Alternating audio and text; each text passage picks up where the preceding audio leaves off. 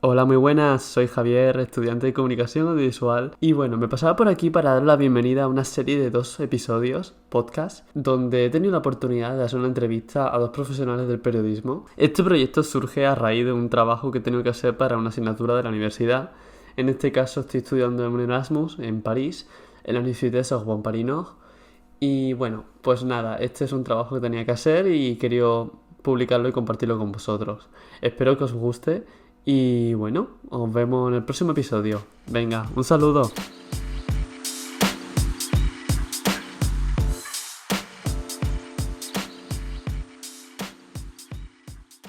Buenas tardes, muchas gracias por aceptar la entrevista, Antonio. Un placer.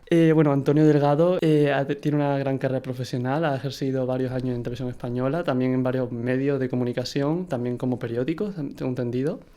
Bueno, ahora es corresponsal en París, antes estuvo en Bélgica, por lo que tengo entendido, estuvo cubriendo todo lo que tiene que ver con la Unión Europea, todos los temas de actualidad sobre la integración del euro a la Unión Europea, un poco de la expansión del este de Europa. Ya con eso, bueno, si usted quiere, si quiere, perdón, no sé si tutearle, si quiere comenzar con alguna presentación. Bueno, pues yo, si puedo resumir mi trayectoria, yo creo que soy un periodista europeo en el sentido de la especialización. Es verdad que he trabajado también en Madrid, he trabajado en prensa local, en Jaén, donde estuve, pero el grueso de mi carrera ha sido información europea en sentido amplio, ¿no? Yo estuve casi 20 años en Bruselas, donde me fui de Erasmus y donde empecé a trabajar a nivel profesional más seriamente.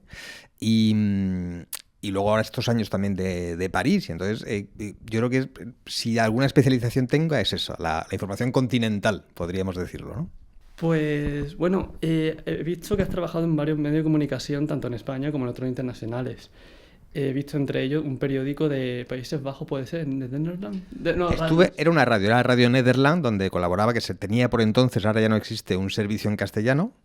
Es una de las cosas que está cambiando. Ahora ya no, las radios de bandera de cada país ya no tienen tanto servicio plurilingüe, pero entonces incluso la radio neerlandesa tenía un servicio en castellano y estuve colaborando con ella. Sí. Pues bueno, ¿cómo dirías, ya para poner un poco más en contexto, de cómo dirías que la libertad de prensa se vive en España en comparación con Francia, tanto a nivel de cobertura como a la independencia de los medios de la propia información? Yo diría que no hay una diferencia trascendental, en el sentido de que son dos países de la Unión Europea que se mueven en parámetros similares. Hay un cierto respeto a la libertad de prensa, hay una libertad en el ejercicio de la opinión y de la información. Eso no está coartado, al contrario, está protegido por la ley. Y en términos muy similares en los dos países como en el conjunto del espacio, digamos, europeo, con alguna excepción. Es verdad que Hungría o Eslovaquia, los países donde ahora triunfan los partidos iliberales, hay unas circunstancias particulares, pero en general hay una libertad para ejercer el periodismo. Y a la vez lo que hay en la práctica concreta son unas limitaciones derivadas de la crisis crónica que sufre la profesión y el hecho de que tanto si se trabaja para un medio público como para un medio privado, se tiende a tener unas ciertas hipotecas con tu propietario y unos límites que impone el hecho de que el periodismo es también una actividad económica y por lo tanto hay unos jefes a los que hay que atender. Pero desde el punto de vista legal yo creo que no podemos quejarnos tal y como está el mundo. Ya desde un punto de vista de la agenda de temáticas que se hablan en la actualidad, ¿crees que sobre todo el matiz, insisto, el matiz España-Francia, hay una gran influencia, va un poco por la línea de lo que comentabas, de los medios de comunicación, los medios los grupos mediáticos? ¿Crees que hay una cierta influencia, sobre todo en lo que se habla hoy en día, en la actualidad?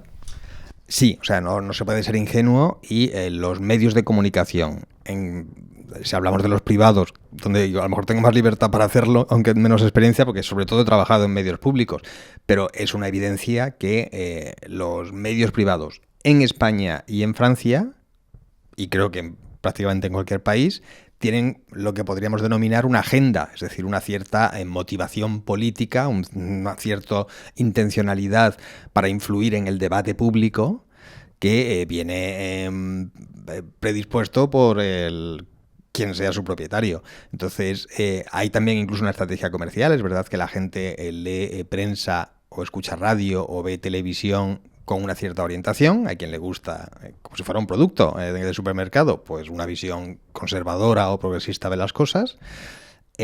Y luego hay un interés, una intencionalidad de esos propietarios por intervenir en el debate público. Hay ejemplos muy concretos. Si nos fijamos en Francia, y por citar un caso extremo, pues es evidente que los medios de Vincent Bolloré, del gran propietario con una agenda conservadora, promueven una visión de las cosas distinta a la que puede tener Mediapart o Libération, que son medios en parte propiedad de sus propios redactores, pero con una ideología de izquierdas. Entonces es evidente que cada uno ve las cosas de una forma y que quien trabaja en cada una de esas redacciones sabe que se tiene que atener a esos parámetros.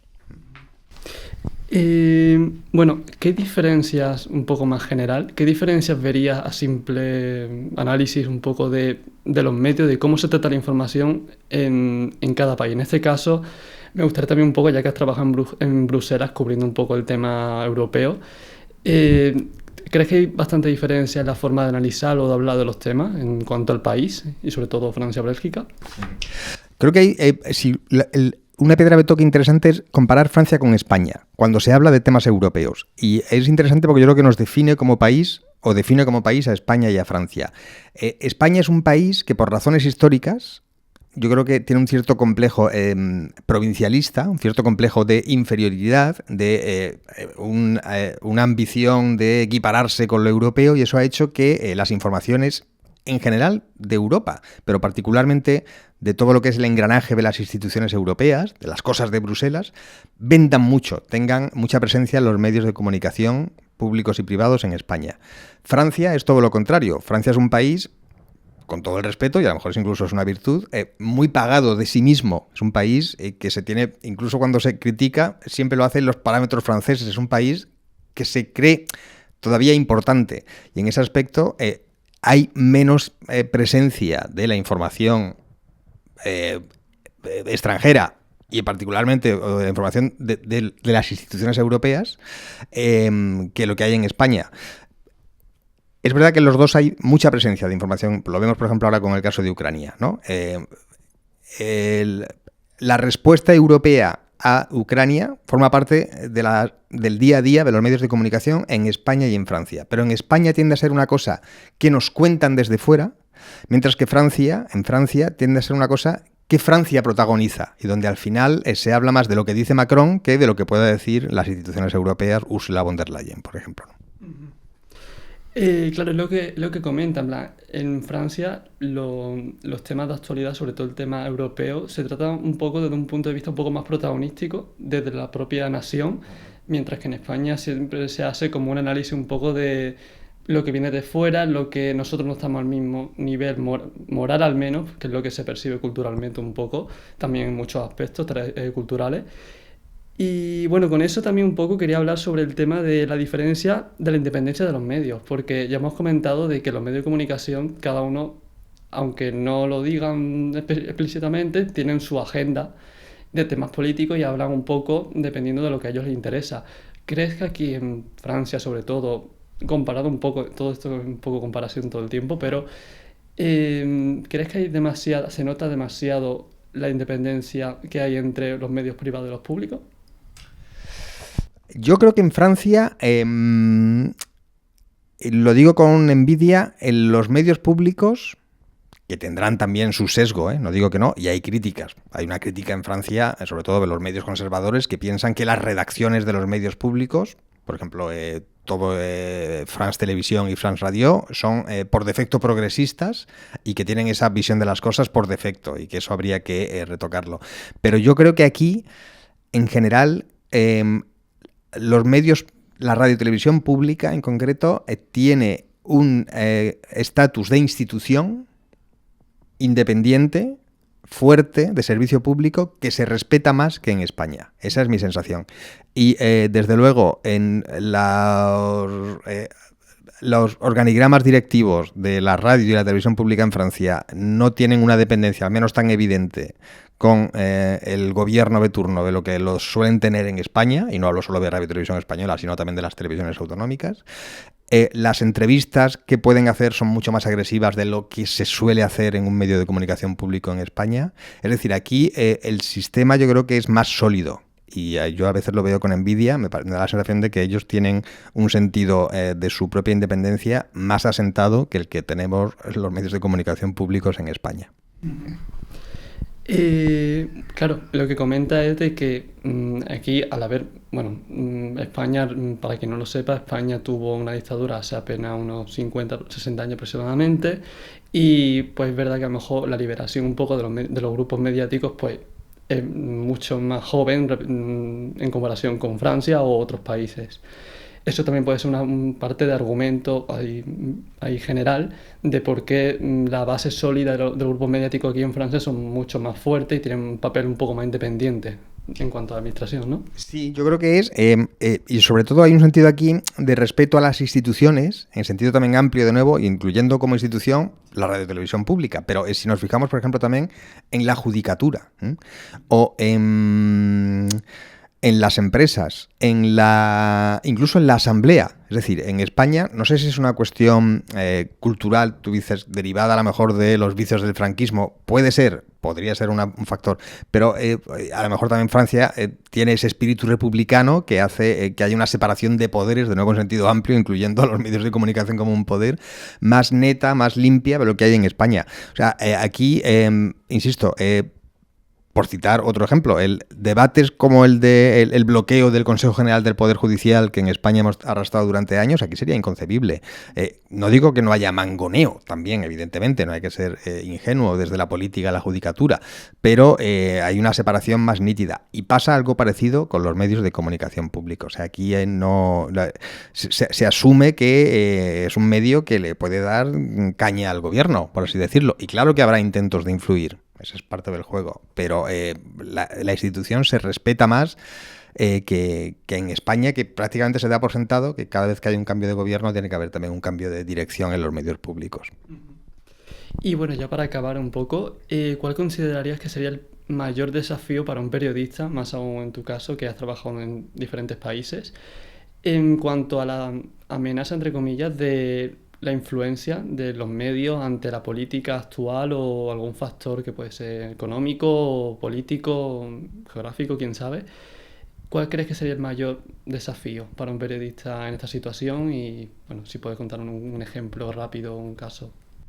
Mira, yo creo que el mayor reto ahora mismo para el periodismo, para cualquiera que se dedique a la comunicación, es encontrar su lugar en el nuevo ecosistema que han generado las redes sociales o los nuevos medios de comunicación, si queremos llamarlos con esos términos, porque han alterado tanto la manera en la que el público recibe información, se ha relativizado tanto en la figura que antes tenía el periodista convencional como prescriptor de las historias de las que se iba a hablar, ¿no? Eso que se decía antes cuando yo estaba en la facultad, se hablaba de la agenda setting, ¿no? O sea, la gente hablaba de lo que los medios de comunicación decían, ¿no?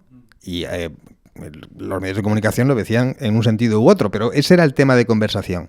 Ahora eso se ha atomizado tanto, recibimos información de tantas fuentes distintas, con tal nivel de presencia todo el rato en el teléfono móvil, que yo creo que estamos todavía un poco perdidos. Es verdad que ya hay medios de comunicación que han conseguido ser rentables en ese entorno, que no era fácil, porque ha habido una crisis en el sentido estricto de la palabra crisis, sobre todo para los periódicos, también para las radios. Había una crisis publicitaria porque la audiencia se ha atomizado tanto que ya la gente no lee tanto, no compra tantos periódicos como se compraban, pero poco a poco se están encontrando vías de sobrevivir en ese nuevo entorno. Pero lo que yo creo que todavía no está claro es cómo vamos a ser capaces de recuperar el prestigio de la profesión para que la gente se crea más a los periodistas, que a lo que dice el político de turno directamente en la red social X, o en Instagram, o en Facebook, o en la que sea mañana, porque esto va cambiando. Pero entonces yo creo que ahí es donde tenemos el gran reto. Y la respuesta, que es más fácil de decir que de hacer, es que habría que picar mucha piedra y defender el trabajo siendo muy profesionales, haciendo información que sea muy fiable y de mucha calidad, y no ciñéndonos a la declaración de turno, es decir, hacer algo que tenga una plusvalía frente al mensaje que pueda escribir Donald Trump o el que sea, el Trump es el ejemplo más claro, pero el que sea, para que la gente ya no es que pague por la información de los periodistas, sino para que nos preste más atención que a lo que le dice su cuñado en WhatsApp. Eso es lo que yo creo que es nuestro gran reto y que es donde todavía no sabemos si vamos a ganar esa batalla. Pues para concluir y cogiendo un poco algunas palabras de lo que has comentado, básicamente hoy en día la información se vende mucho más y se comercializa como si fueran haciendo titulares, y la gente pues con las redes sociales tiene mayor acceso a ello.